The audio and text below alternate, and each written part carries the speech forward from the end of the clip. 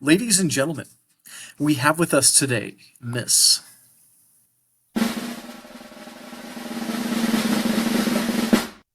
Panda Petkova.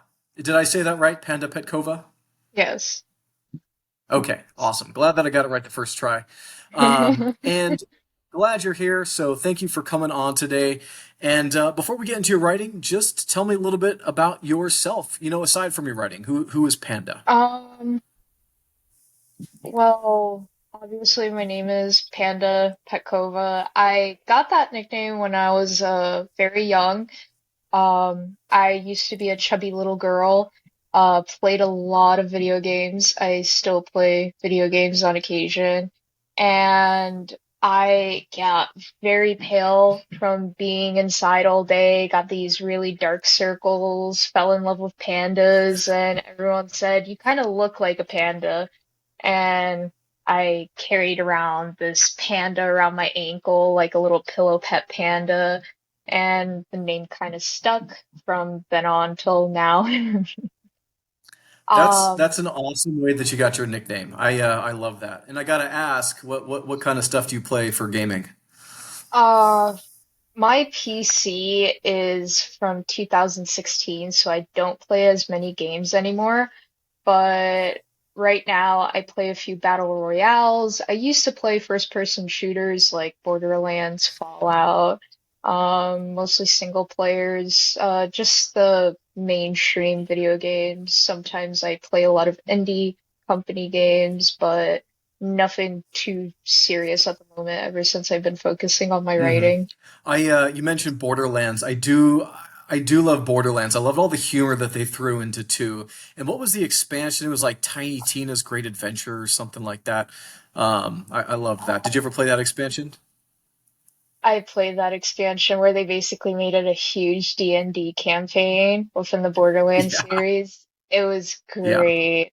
It was yeah. beautiful to play it. My Awesome. favorite character from the second game was Zero. It was a great class to play. I haven't played But it in a long time, so if you're trying to get any details out of me, you're not going to hear them. But you can talk about it as much as you like. uh, um, but I was born and raised in North Carolina. I live in New York now. So I'm a mix of a Where in North Carolina, or I were was you? from I was from Greensboro, so I was like really in the natureville of everywhere in North Carolina. So there was a lot of hike trails and just a lot of, you know, um, greenery everywhere. We had like a little crop farm, a bunch of dogs. I'm Um, actually in Asheville right now, so yes, I do love all the greenery. I'm originally from California though, and so when my wife and I drove out here, it was interesting because we were like driving through Tennessee. It's just like corridors of green, just everywhere you look. And coming from Southern California, it's usually just brown everywhere. So it is a different kind of beauty. I will agree with you on that. it is. It's so nice there. You should try Blues Lake. It's pretty much this lake that's warmer than the air because it's fueled by a hydro plant nearby. It's majestic over there. But the only problem I have with that lake is when you walk in, everything on the ground is algae and moss, so it feels like you're walking on mush. It's Oh, kind of weird. Yeah. gonna get a third arm when you come out of it too, I bet. You get something So what took you to New snatched. York? New York, I've lived here a majority of my life. It's wild. I gotta admit, it's pretty wild. There's always a story every time you walk out. I remember once I was painting a Soviet bear in my room, and I heard what was the most absurd noise, and I couldn't quite put what it was. And I looked out, and I saw on a fire escape across my building, there was two raccoons fighting to the death. And you can even see the raccoons climbing up the fire escape, like on the ladders, and they were like snagging at each other, ready to fight each other. Everyone was looking out the window. They're like, oh my God, oh my God. And when they're at the top on the building, there was like a Lion King moment where one raccoon was like on the ledge and the other one was like clawing in, like I can let go right now. And the other one's like, no, no, no. It was crazy. And that was just me being inside my Interesting. So, house. did you take a lot of inspiration from your city dwelling life for your writing?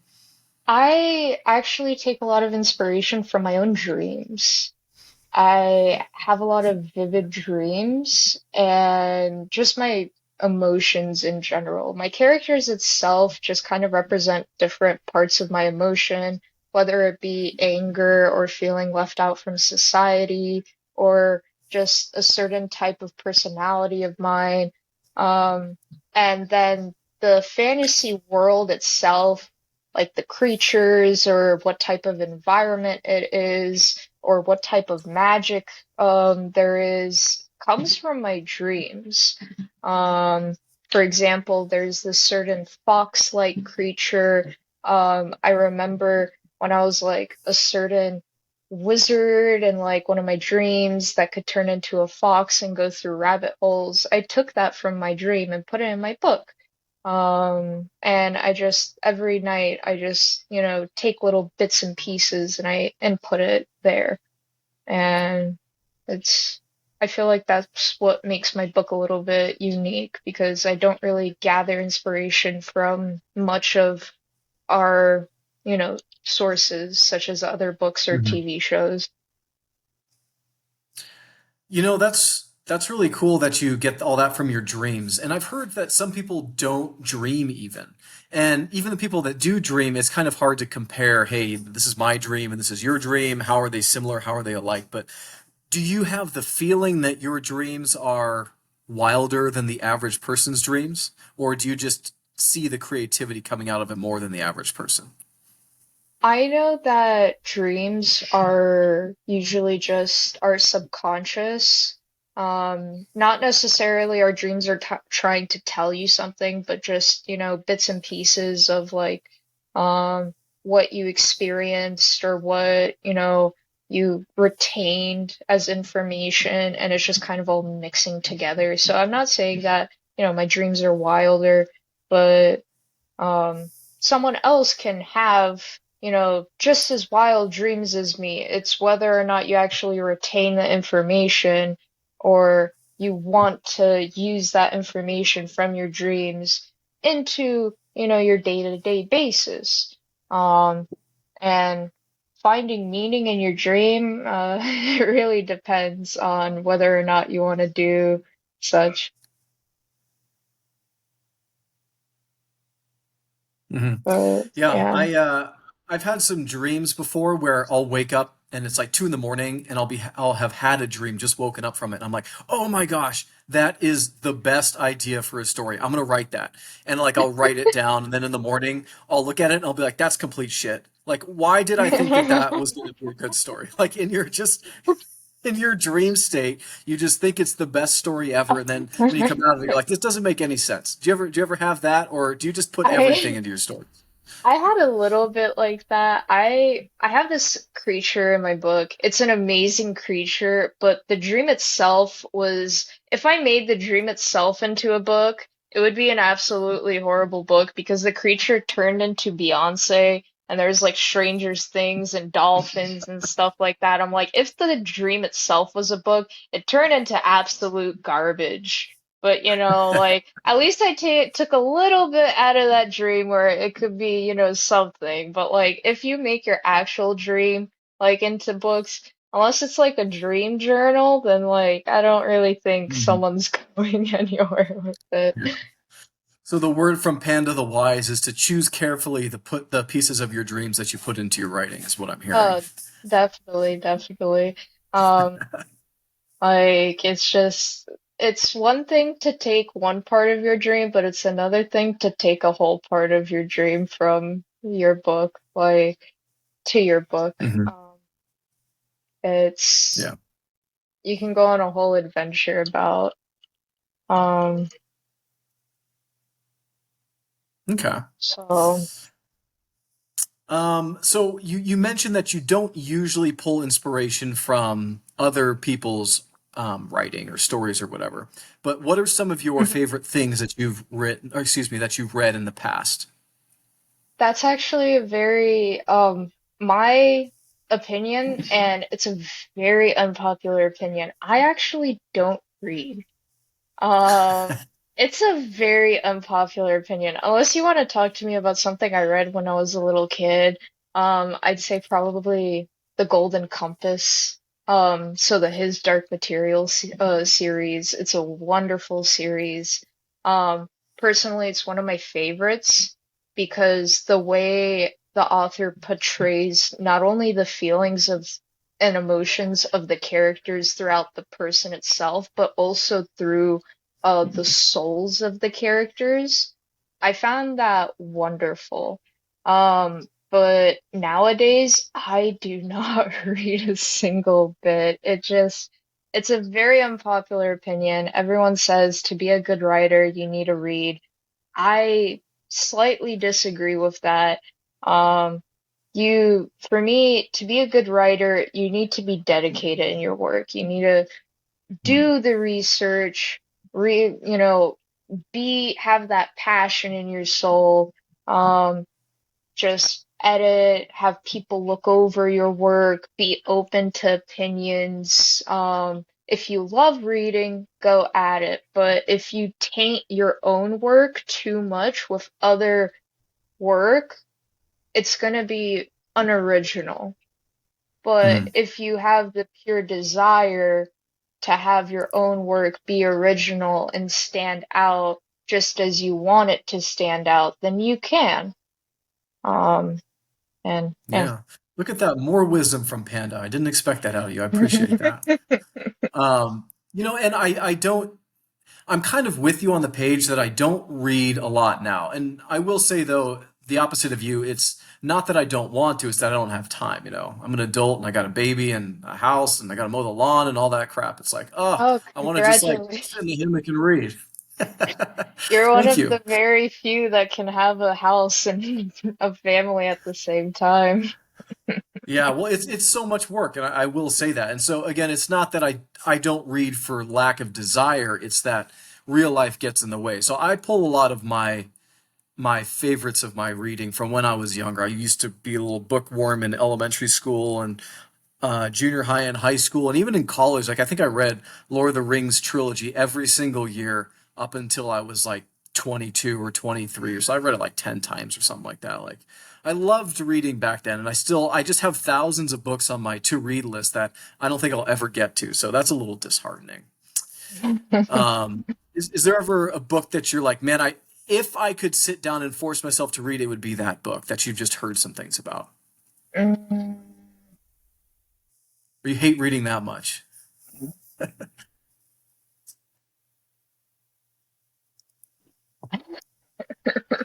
It's taking way too long to answer this question. It's not that I hate reading, it's that I just don't have like that fuel. And I'm busy, just like you. I'm busy. I have like this own like set goal. I don't have a house that I have to maintain and I don't have children. You're way busier than me, obviously. But I have my own set goals and I don't really I guess, and it's also a very unpopular opinion. I've never read Lord of the Rings, and every Ah, get out time, of here. I'm sorry. And every time I watch it, for some reason, I end up falling asleep. All right. Well, you're not so wise anymore, Miss Panda. I'm going to take that quality away I from you. do know a lot about the Um, author, though. I do know a lot about uh-huh. the author. I know he used to be a soldier. He gathered a lot of inspiration. The book itself is actually not written by him, but by his children that were just a bunch of stories from him. So he would tell stories to his children, and then his children wrote those stories for him. And he Well, gathered I the think he has subsequent novels other than Lord of the Rings where they've done some compilations and anthologies, but The Hobbit and The Lord of the Rings were written by Tolkien, as far as I know. Oh, really? Hmm. Yeah, so maybe you should give it But a try. And especially because maybe I should. you're into fantasy, which I'd love to talk about your book in just a second here because I saw you wrote some very interesting things, but he is almost like the founding father of modern fantasy. So I think there's a lot you can learn from it, even if, I know you said you were wary earlier of like copying someone and being unoriginal. And I think a lot of people do kind of just copy paste over Tolkien stuff. Like, oh, there's orcs and humans and elves and da da da. And as long as you have your own unique twist on it, you can still build your own story into a fantasy world that maybe someone else has written. But nonetheless, Hmm. I do want to talk about your fantasy world, and you wrote some really interesting things here. So let me read this summary here. You said it's a grim dark novel. So first, let's dissect that. What does grim dark novel mean? So I chose grimdark novel mainly because there are so many subgenres for fantasy, but I chose that one because it goes into the minds of both heroes and villains, and it shows also that a hero or, protagonist also has to choose grim decisions in a novel. It shows that even the main character has to make bad decisions that they think are good decisions in order to go forward. And it can also show you that the mentality of a villain. So you might think, oh, this is the good guy. This is, they're doing the right thing, but all along they're actually not the good guy. Or maybe you see the good guy having to do some very dark decisions in order to go forward for the greater good. It shows um, that what if, what do you do, what do you need to do? And it also shows that mentality of what happens and what are the consequences for that. There's also a large difference between dark fantasy and grim dark fantasy, where dark fantasy just in general goes into the minds of characters and shows the darkness of everyone and what, you know, how dark can your mind be and how in depth a character's mind be, while grimdark mainly shows, what is bad and what is good and how can the good be bad at the same time. Mhm. Um, and that's why I picked it. Awesome. Yeah, and you bring up some really good points, which is like a lot of people write their stories and they're like, okay, here is good and here is evil, and it's very easy to see what is good and what is evil, and you can root for the good characters and boo the bad characters. But real life isn't so cut and dry. And so um, I'm kind of curious though, would you say that overall your characters are good people that make difficult decisions, or are they bad characters that sometimes make good decisions and then they have a character arc that makes them a little bit better of character at the end?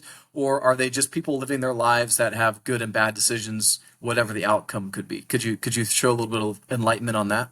Um, I'd say that they're mainly a mix of people that become significant in the world, even though they're just trying to live out their lives. But because they're so significant in the world, they start having to make decisions that they're not sure if it's good or if it's bad.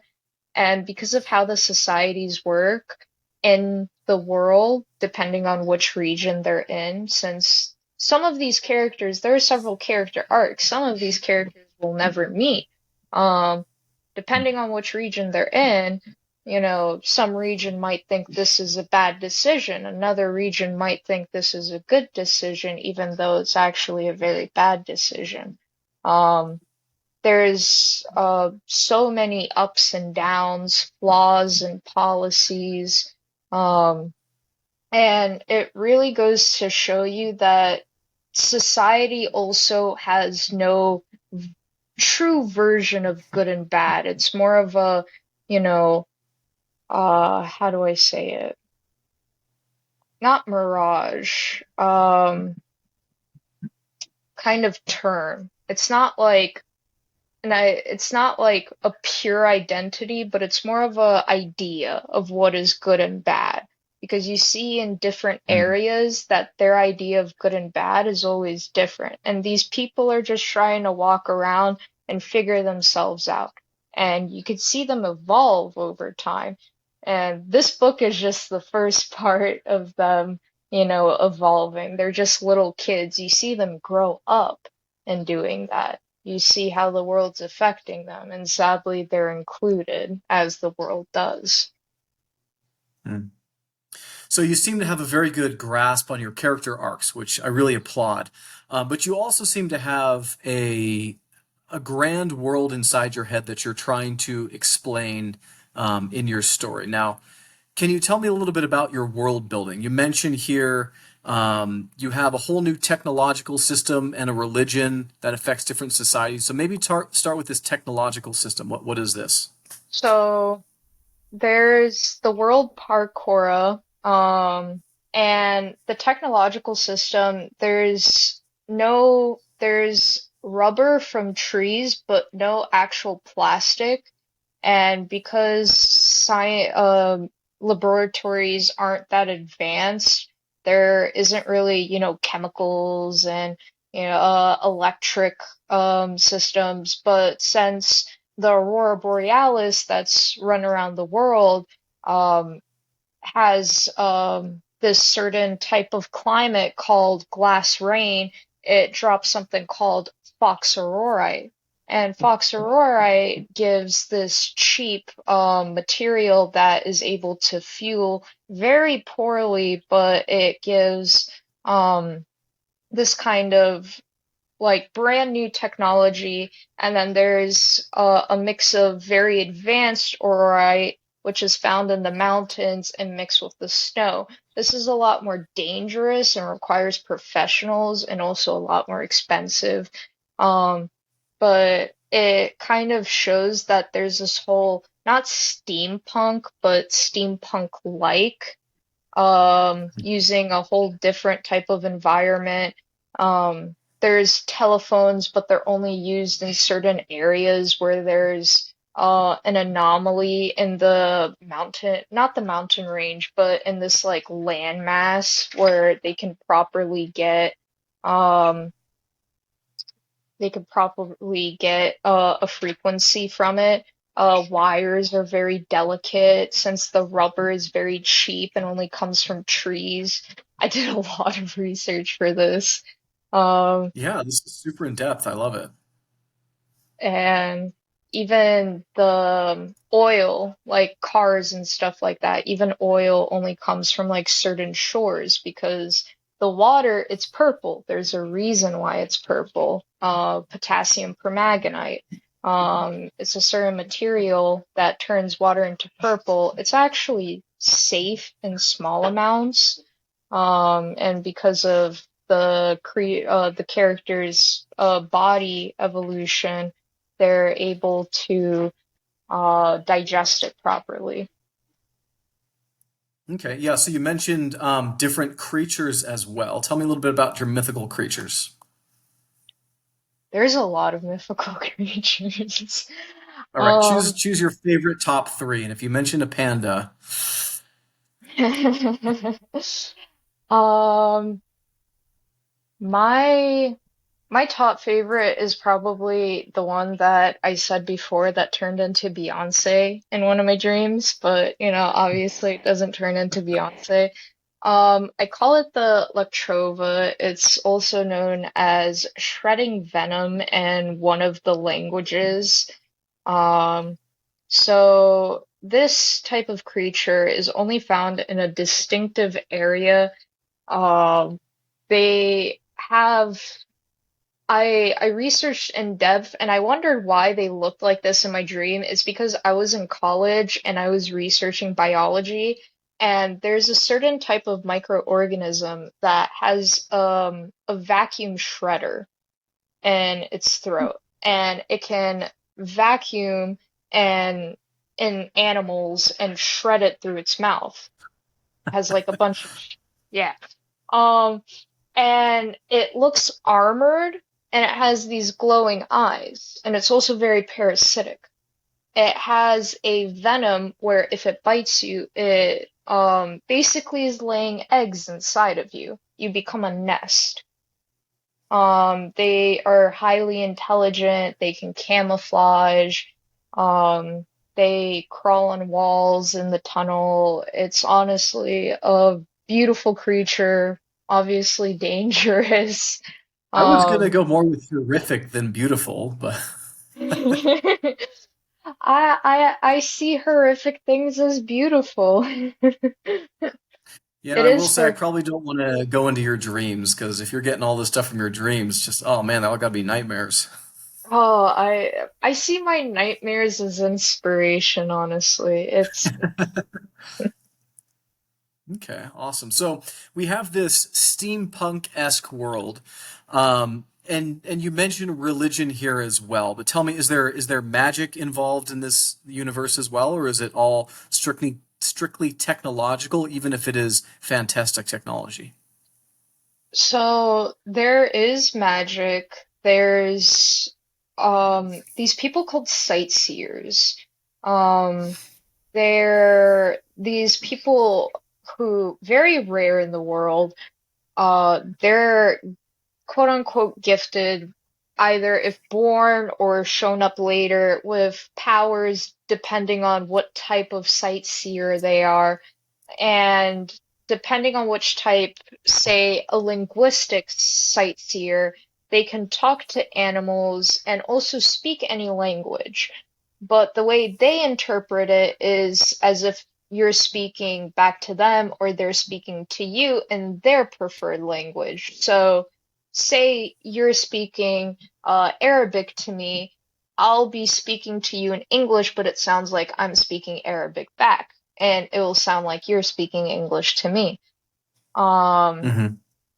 and it's very interesting the way I put it. There's also, in fact, a whole family of generations and generations of sightseers who also have their own traditions and follow them strictly called the Benjamins. And they um, depending on which type of sightseer they are, they control elements and they also have a certain, I wouldn't say like power sightseer, but they're called Phoebes. So they get a sub element, if that makes sense. So if a um so if an Earth sightseer is a Phoebe, they can become like metal as Okay. well. And they also have a So it's form. like combining two of the elements to become something else, like water and dirt would become mud, and Yeah, metal and rock and fire would become metal, like that kind of thing. yeah, but only if they're a Phoebe, which is very rare for a Benjamin to be. Um, like warmth one, I had to be fancy and I had to call like fire like warmth or something like that, and water is moist. But a fire one would be like molten or electricity or something like that. And it's this whole system. The Benjamins are actually pretty strict. They um oh, they always do inbreeding so that they can specifically get this one type of Benjamin called the Life Benjamin. They think is like the new. They think that if they get the Life Benjamin, they're gonna save the world again and cleanse it of all darkness. So yeah, there's Okay. always some little nicks and pieces somewhere. And it sounds like you have maybe a more complex system, both technologically and magically, than some other writers have. But I love that you really know where you want to go with it, and you kind of don't just throw it together like, oh yeah, they use magic because they have magic, and that's it. You know exactly what it is and why, and so that's really cool. I'm interested to learn more about your world. But before we do that, tell me a little bit about your publishing process. So right now, are you do you officially have a book up for sale, or is it coming out shortly, or how's that working? No, it's coming up shortly. I actually finished my manuscript 2 days ago. Oh I wow, congratulations. Thank you, thank you. I finished my manuscript 2 days ago. I'm editing it for my beta readers to finally read it.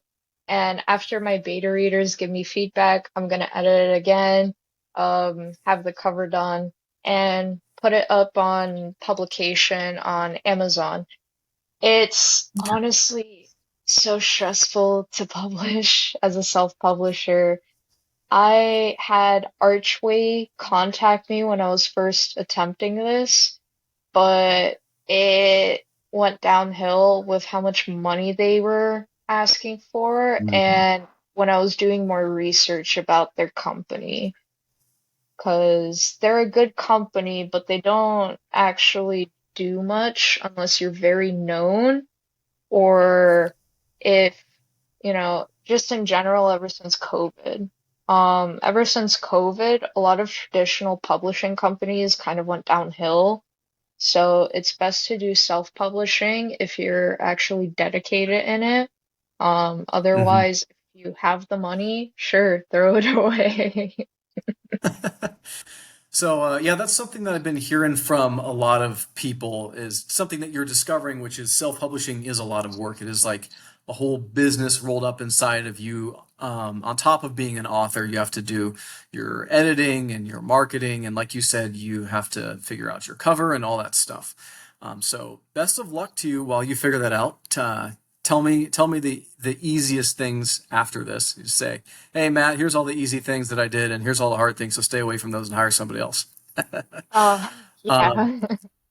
how many words is your novel?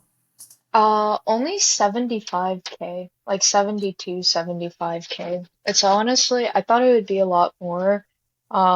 It's the first book, so it was honestly the hardest one to write, so it's not that much. Um, How many but more books do you foresee coming? if this all goes out well, the main series, I want to be seven. It's so in depth. There's so much going on. Like, only the main Hmm. series is going to be a total of eight. And if it works out, and I really want it to work out, um, I, there's a lot. There's a lot. This Yeah. is 10 years of just content and imagination stored in it. Like, Yeah, do you store it in your head or do you store it like on a Word document or something? Like I have pages and pages of ideas like in Word docs somewhere. What do you do for that? Um, it's all usually just kept inside my head. When I'm writing a book, I have this timeline that shows me what chapter is going to have what information, like exact details, like, oh, chapter one's going to have this and this and this inside of it. So while I'm writing chapter one, I'm like, oh, that's going to have that and that and that. But like the in general, like what's gonna happen throughout everything, it's all kept in this head. Like there's a Yeah, lot. Um, awesome. Well, yeah, thank you so much for sharing with me about your world and your writing processes and what's coming up. Any final comments before I let you go? um, no, that's pretty much it. Thank you so much for having me. It was an honor. Yeah, absolutely. And my audience here in the background, they were all super excited to have you too, and I hope you have a great evening. You too.